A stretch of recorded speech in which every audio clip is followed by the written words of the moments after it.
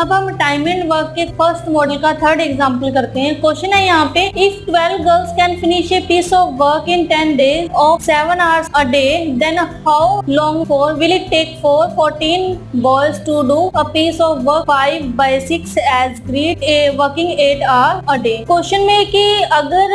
किसी piece of work को 12 girls 10 day में फिनिश कर रही हैं 7 डे पर आवर काम करके, मतलब एक दिन में वो 7 घंटे काम कर रही है, और 12 लड़कियां जो हैं वो 10 दिन में काम को फिनिश कर रही हैं, तो 14 बॉयज 8 घंटे काम कर रहे हैं और जो वर्क है वो 5 by 6 एज ग्रीड है। तो हमें बताना है कि वो कितने दिन में, जो बॉयज वो कितने दिन में उस काम को खत्म करेंगे। यहाँ पर जो 5 by 6 एज ग्रीड है, इसका मतलब है कि जो वर्क 2 है, यानी कि जो बॉयज वर्क कर रहे हैं वो इक्वल होगा जो गर्ल्स काम कर रही हैं उसके 5 by 6 टाइम, यानी कि जो वर्क 2 है वो इक्वल है 5 by 6 वर्क 1 के। वर्क 2 जो कि बॉयज कर रहे हैं और वर्क 1 जो कि गर्ल्स कर रही हैं उसके 5 by 6 टाइम्स के इक्वल है। ठीक है, तो अब हमें पता है कि वर्क 2 होता है persons days and hours is equal to 5 by 6 persons days into hours. ठीक है, अब P2 है हमारे पास 14 बॉयज एंड डेज हमें फाइंड आउट करने हैं। आवर्स है हमारे पास 8 आवर्स,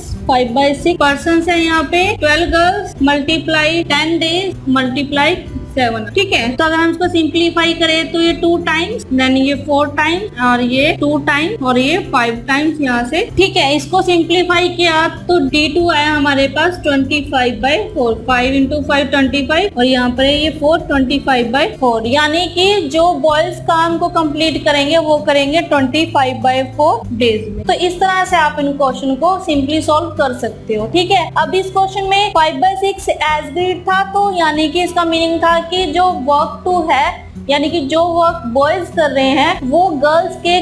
वर्क के 5 by 6 टाइम्स है। ठीक है, तो आपने देखा कि यहाँ पर हमने जितने भी एग्जांपल्स करे उनमें हमें वर्क स्पेसिफाइड नहीं था, तो कहीं पर हमने वर्क को 1 माना और कहीं पर हमें वर्क को दिया हुआ है 5 by 6 एज ग्रीड, और कई क्वेश्चन में वर्क हमें टॉयज की टर्म में दिया हुआ है, तो हमने उसके अकॉर्डिंग क्वेश्चन को मॉडिफाई किया, मतलब वर्क को W1 by W2 या W1 is to W2 को उसके अकॉर्डिंग मॉडिफाई किया और रिक्वायर्ड आंसर को फाइंड आउट कर लिया। ठीक है, तो इसी तरह से आप इन क्वेश्चन को इजिली सॉल्व कर सकते हो।